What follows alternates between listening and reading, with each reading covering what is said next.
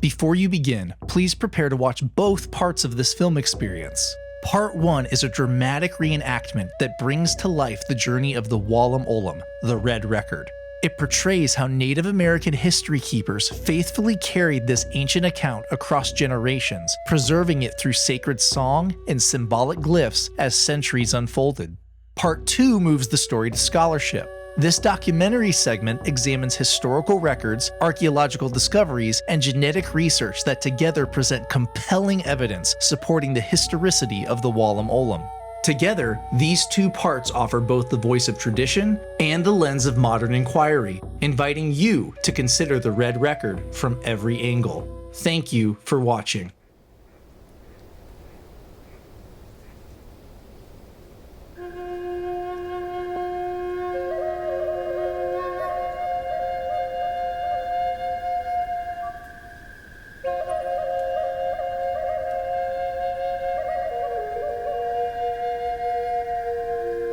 In the mists of time, among the Lenape people, known to some as the Delaware tribe, lies a sacred chronicle, the Wallam Olum. Etched on birch bark, it whispers the creation story, the great flood, and the migrations of a noble people. Tonight, we witness its telling as elders pass the flame of history to the young.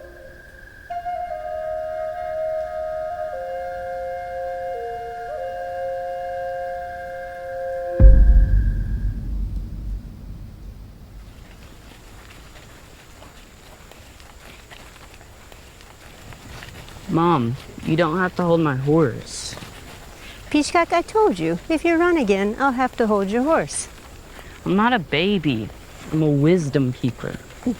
Wisdom keepers listen to wisdom, son.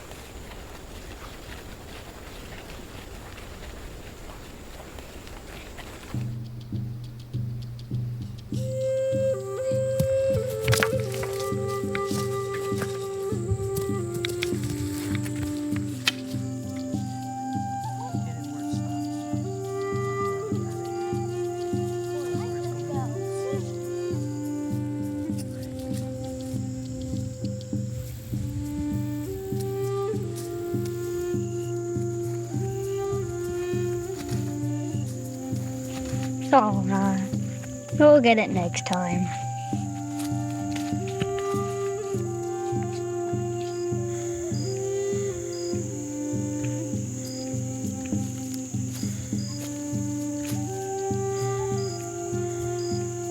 You're right.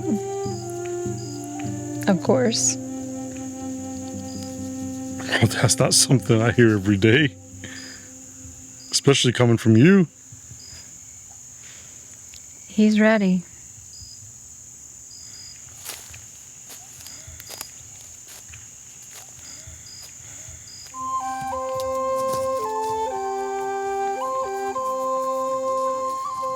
You guys should throw it further. Further.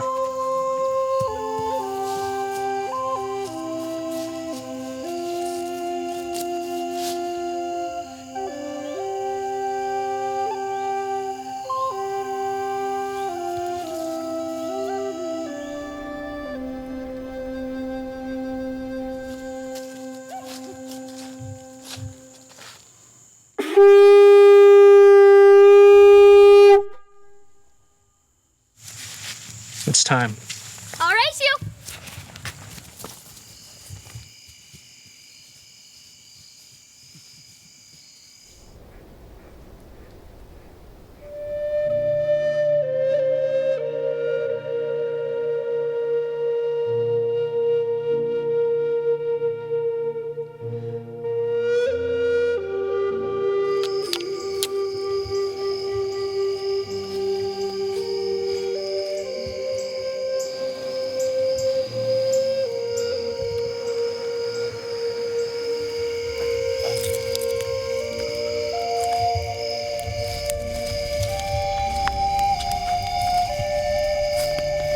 You are still the fastest fire maker in the clan, brother who speaks for bears.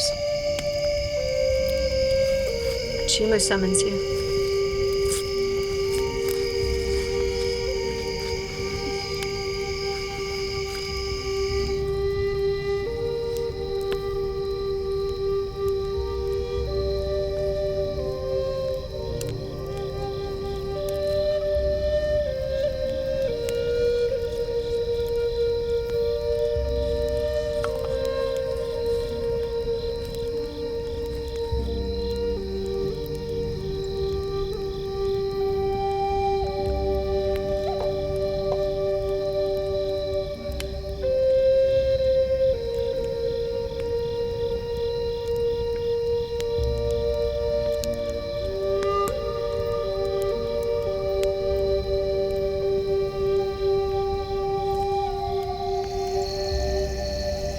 Creator, we acknowledge and respect you. We're grateful that you have gathered us all here together safely from our enemies. We're grateful that you have given us your sacred words and pictures. We have called you, the Great Spirit, here to join us for this sacred night, and we feel you here with us.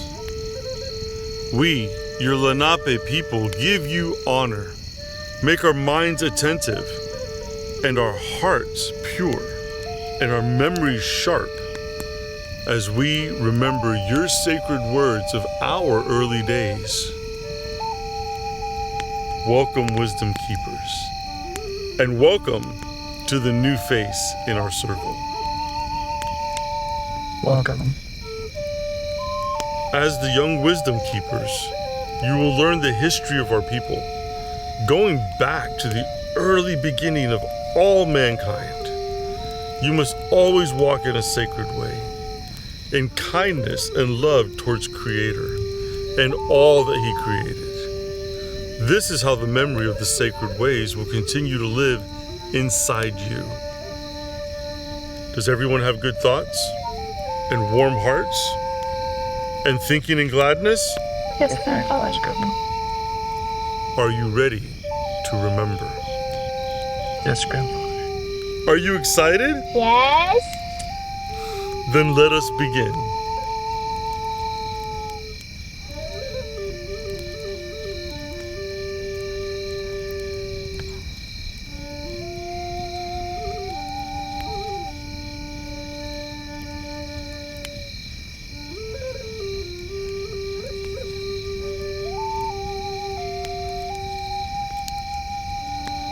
At first, in that place, at all times, above the earth. On the earth, an extended fog, and there the great Manitou was. At first, forever lost in space. Everywhere, the great Manitou was.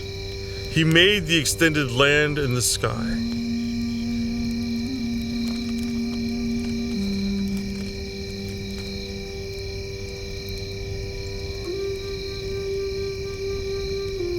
He made the sun, the moon, the stars.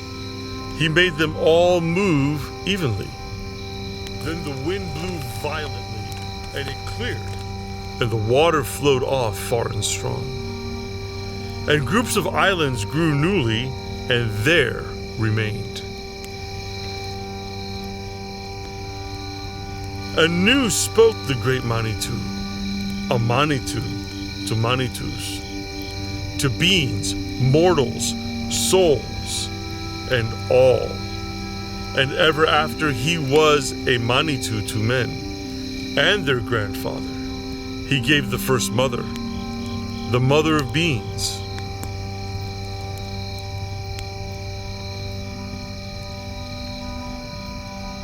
He gave the fish, he gave the turtles, he gave the beasts, he gave the birds. But an evil Manitou made evil beings only, monsters. He made the flies, he made the gnats.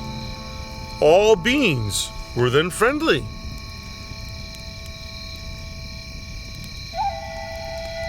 Truly the Manitous were active and kindly to those very first men, and to those first mothers, fetched them wives, and fetched them food, when first they desired it. All had cheerful knowledge, all had leisure, all thought in gladness.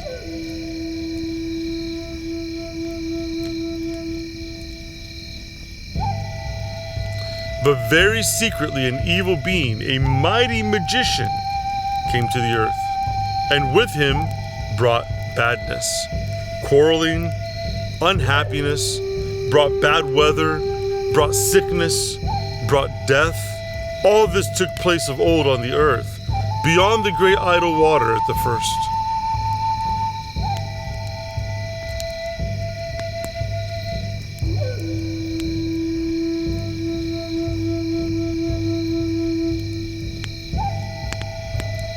Long ago, there was a mighty snake, and beings evil to men. Giants? There were giants here? Oh, yes. Long ago, there were giants in the land. Many tribes knew about these giants and fought against them. We called them the Snake People, and we joined forces with other tribes to defeat them at the Great River. And this is a war trophy from that long ago battle, something that one of our ancestors took from a giant that he killed.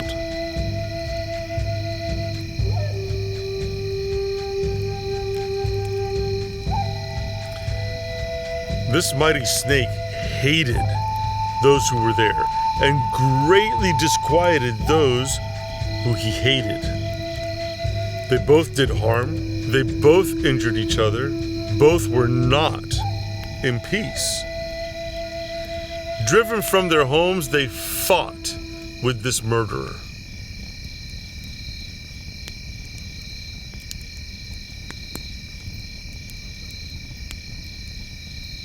The mighty snake firmly resolved to harm the men. He brought 3 persons.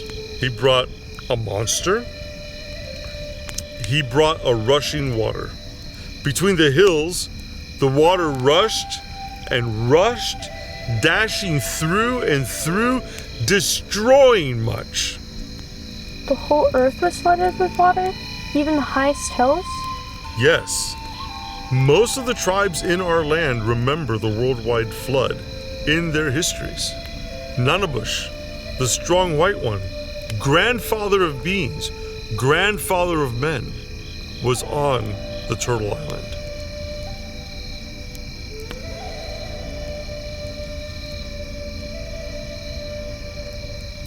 There he was, walking and creating as he passed by and created the turtle. Beings and men all go forth. They walk in the floods and shallow waters downstream thither to Turtle Island. There were many monster fishes which ate some of them. The Manitou daughter, coming, helped with her canoe, helped all as they came and came.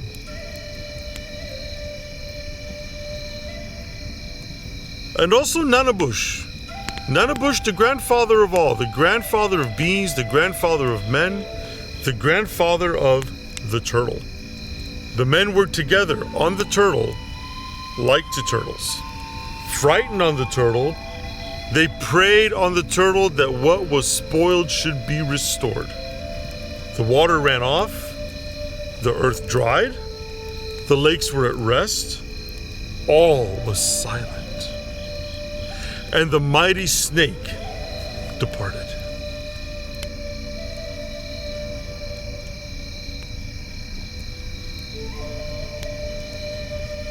After rushing waters had subsided, the lenape of the turtle were close together, in hollow houses, living together there. It freezes where they abode. It snows where they abode. It storms where they abode. It is cold where they abode.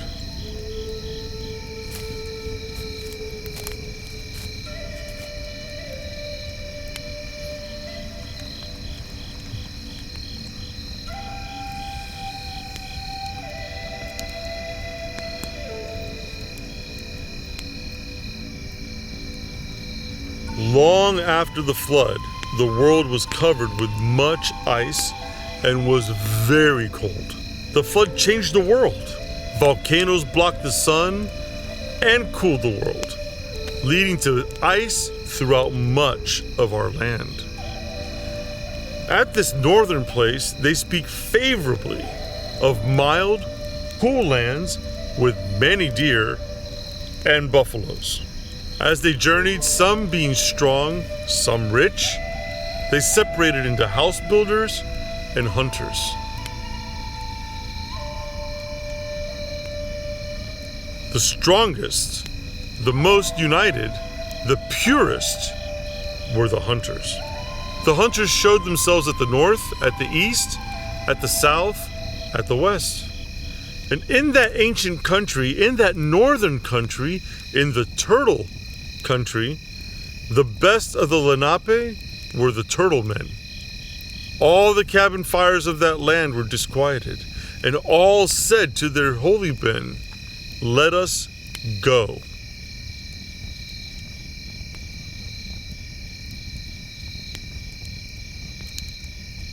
To the snake land to the east they went forth, going away, earnestly grieving. As our people traveled east to cross the great river, we ran into the snake land, where the Makawini, the big men, lived. Some of them built many of the ancient mounds.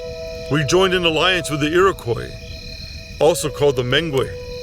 Together we brought war against the snake people and pushed them down the Mississippi, and they never again returned.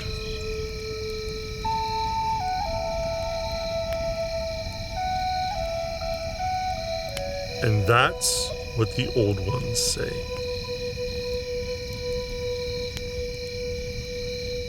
Thus ends this chapter of the Wallam Olum, a testament to creation, catastrophe, and resilience.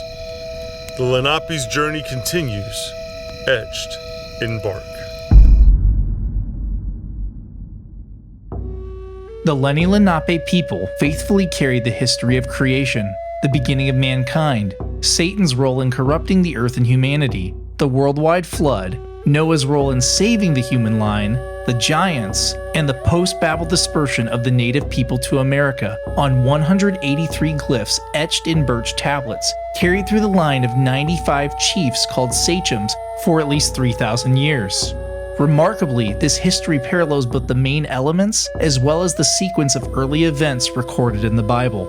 The concept of a single great creator and a single devil as an enemy to mankind is a common theme throughout tribal history.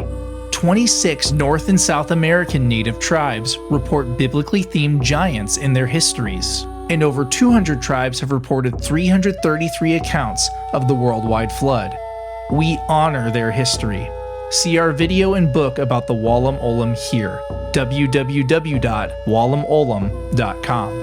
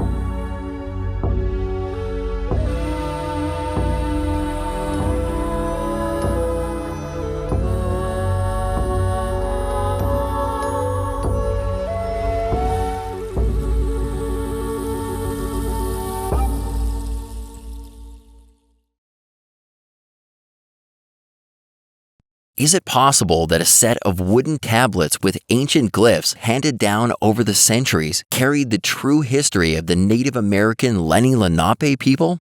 Is it possible that this history even overlaps the biblical accounts so strongly that they are actually retelling the same past about creation, the beginning of mankind, Satan's role in corrupting the earth and humanity, the worldwide flood, and Noah's role in saving the human line? Join us on this journey to find out. It was Monday, October 16th, 1679.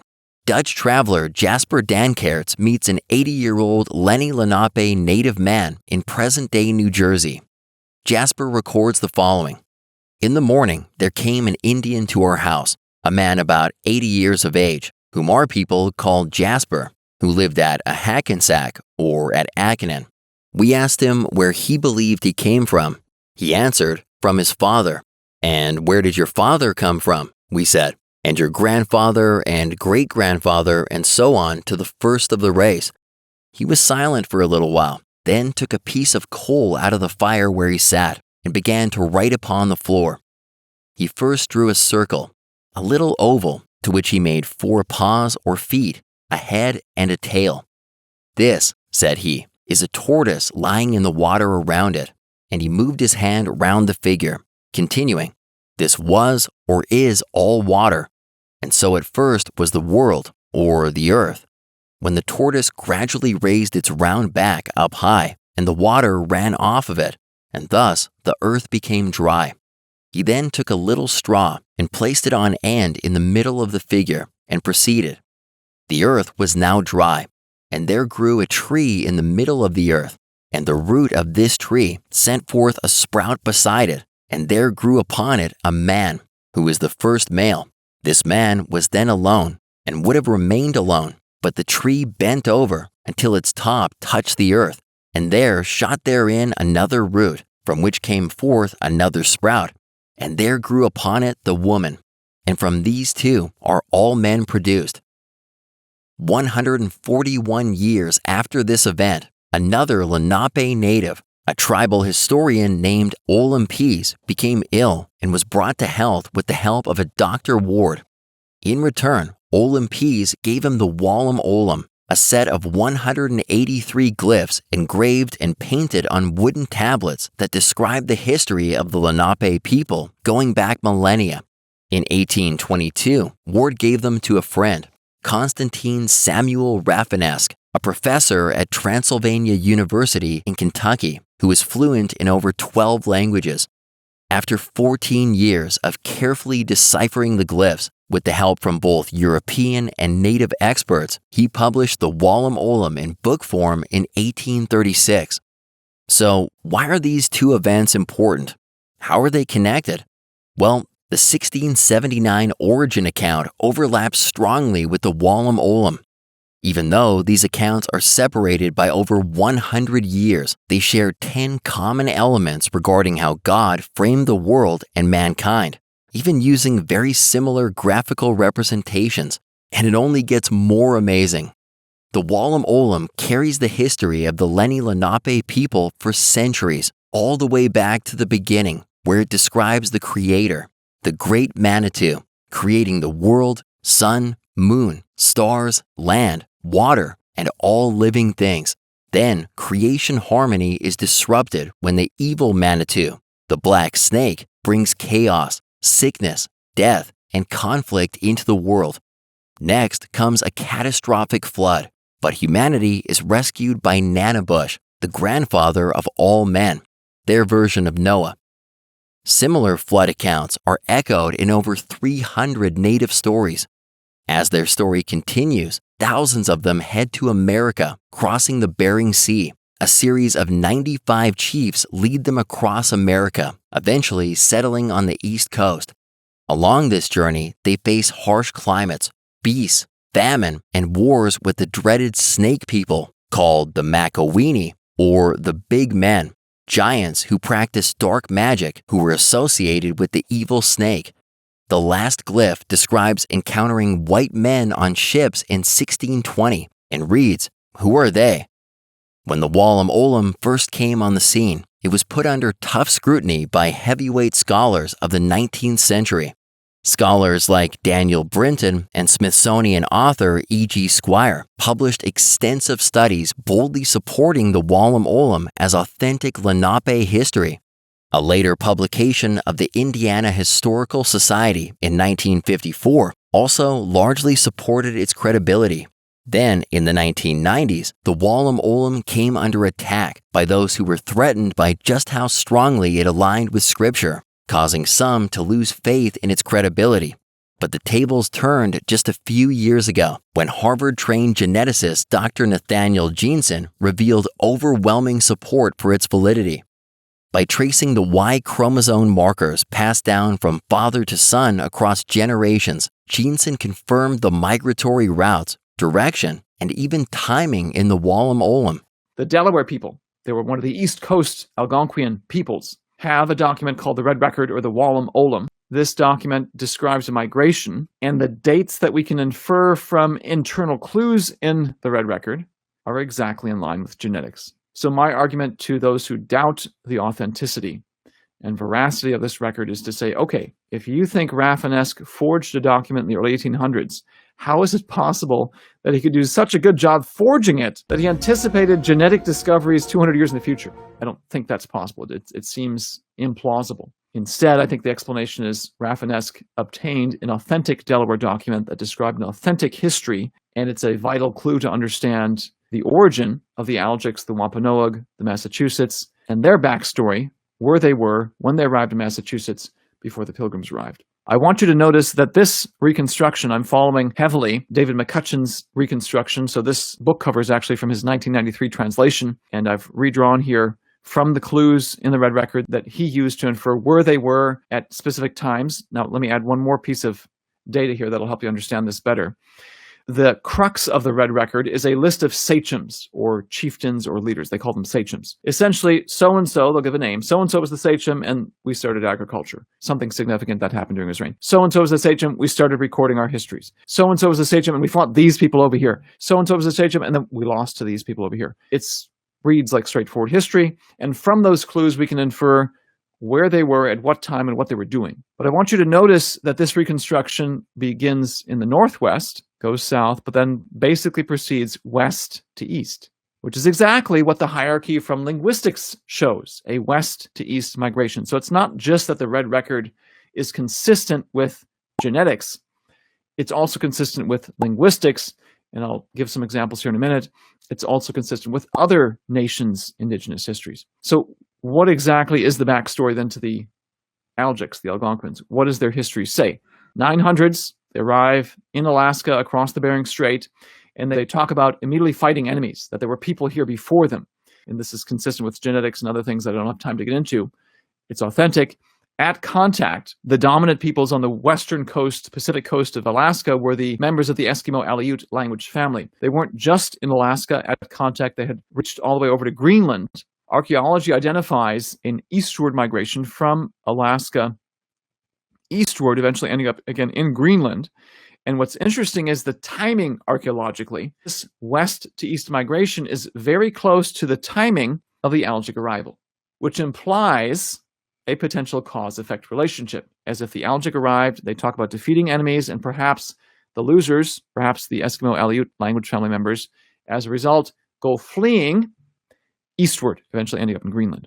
Another group of peoples in Alaska at the time of contact, which is a good starting point for thinking backwards in time about who may have been there, were members of the Athabascan language family. These may not be familiar to you, but if you've ever heard of the Apache or Navajo, who were in Arizona and New Mexico at the time of contact, they are members of the Athabascan language family. The Mescalero Apache in particular have, as part of their girls' puberty ceremony, a recounting.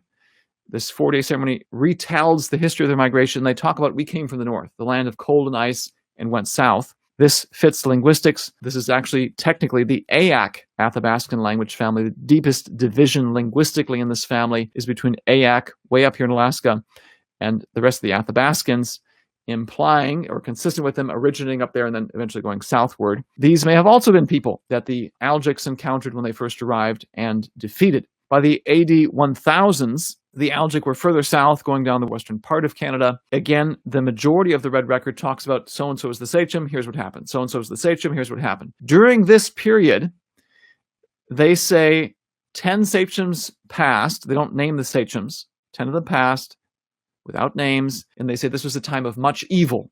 It's unclear whether the Algics were the cause of the much evil or the recipients. Either way, history wasn't recorded, or it was history I don't think they wanted to talk about. Who may have been involved in this evil? At contact, members of the Salish language family were in the Pacific Northwest. Now, growing up in Wisconsin, I don't remember much learning about the Pacific Northwest peoples, so they weren't familiar to me. They might be familiar to you, the Salish language family members. Their own histories talk about migrating from the east westward. I think, again, based on details that I don't have time to get into, describe probably Minnesota or that region as the origin point, then migrating across the plains into a forest region, eventually ending up on the western coast, western region of the United States and Canada. I think they were likely there when the Algics passed that way and could have been involved in this time of much evil. At some point, the Algics move on the Great Plains. They talk about growing crops. On the Great Plains, this is now the AD 1100s, they mention a number of enemies they had to fight. I also want to mention that during this whole process, again, I said this is from the Delaware, but there's a lot of clues indicating this was not just a Delaware history. I think this is the ancestors of the Delaware, and it includes the ancestors of many other members of the Algic language family. There's 6 or 7 points in the Red Record where they say, at this period, this people group went away, or this subgroup broke away. Sometimes it's, hey, we multiplied, we were enjoying life, we needed more rooms, we kind of separated into different bands. Other times it's, there was a fight, and so these people were angry, and so they went away and left us. The timing and the number of these divisions correlates with linguistics. It correlates with the indigenous histories of other members of the Algic language family. So I can tell you that one of these divisions represents the separation of the Cheyenne Menominee. There's another one that's the Arapaho, Gros Ventre, and I think the Cree. The Cheyenne's own history talk about coming from Minnesota. So I think effectively what's going on is the Algics are on the Great Plains. There's a group that breaks away and goes eastward. That's where the Cheyenne and Menominee ended up. Later in history, close to or after contact, the Cheyenne moved back westward and then onto the Great Plains. And this is the type of history we can begin to reconstruct with the Red Record, which is from the Delaware, but describes, I would contend, the history of the entire language family. There was a group of enemies that they described. There's also, of course, internal conflict, but a conflict that was external was with a group of people they called the North Walkers. This is pre-European introduction of the horse. My presumption is everyone is moving by walking. But who are the North Walkers? Remember that the Athabascan language family was up here in Alaska, but that the Navajo and Apache are also members in Arizona, New Mexico at the time of contact. The Mescalero Apache migration account puts dates on their migration.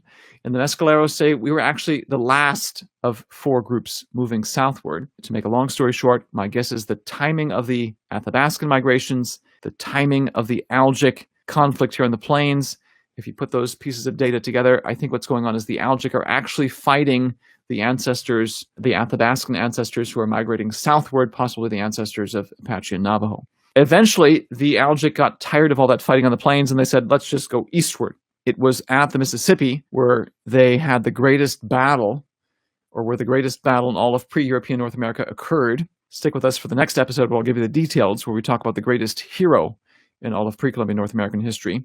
To skip ahead, they eventually did make it across the Mississippi, where there were additional separations, origins of subgroups within the Algic language family. The Shawnee separated shortly after the crossing of the Mississippi. The Ojibwe or Chippewa would have as well. Their own accounts describe coming from the Atlantic. So they, I think then, if you put the pieces together, left here, migrated over to the Atlantic, and then migrated backwards, where they ended up at the Great Lakes by the time of contact. And then finally, of course, you have the Delawares themselves and the other members of the East Coast Algonquians who arrive in the Atlantic Ocean.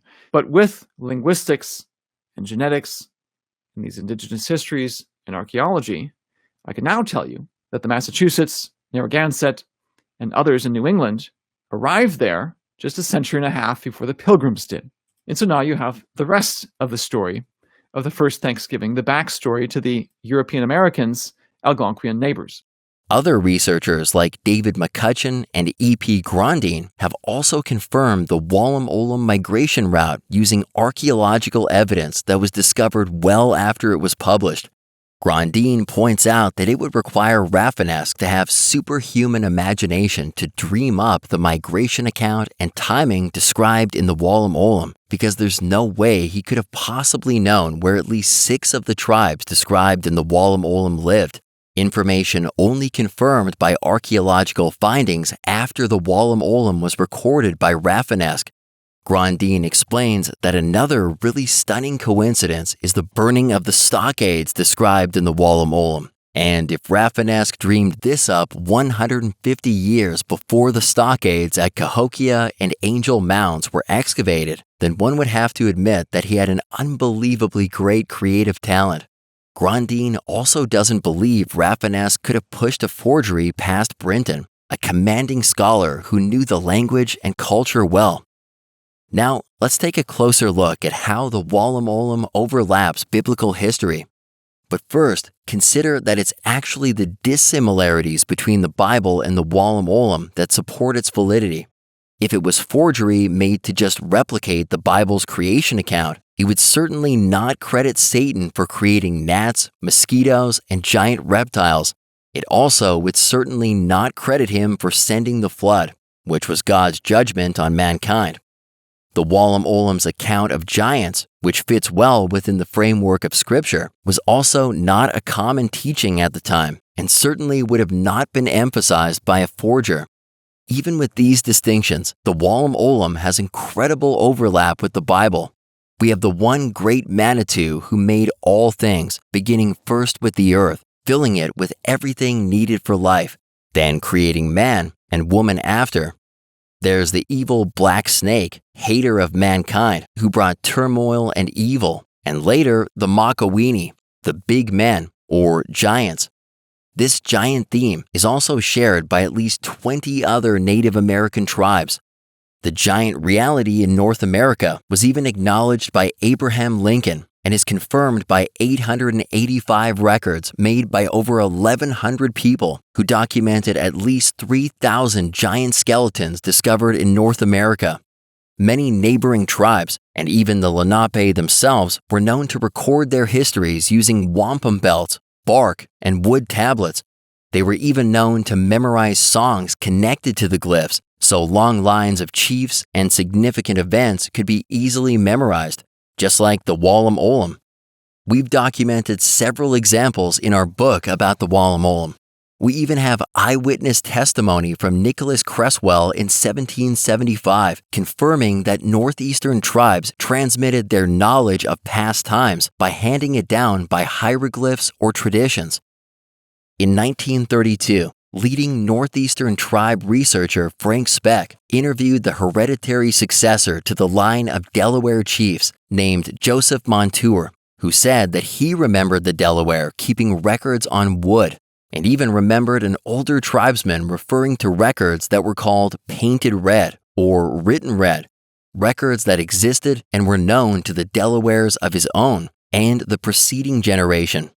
Speck states, "I have no hesitation in affirming the authenticity of the Wallam Olum, the Red Score, or whatever title such a document of tribal history bears, as a form of native iconography known to the Delawares of historic times, and as being a vivid memory of tradition in the mind of Joseph Montour, an undisputably reliable source of Delaware customs and language."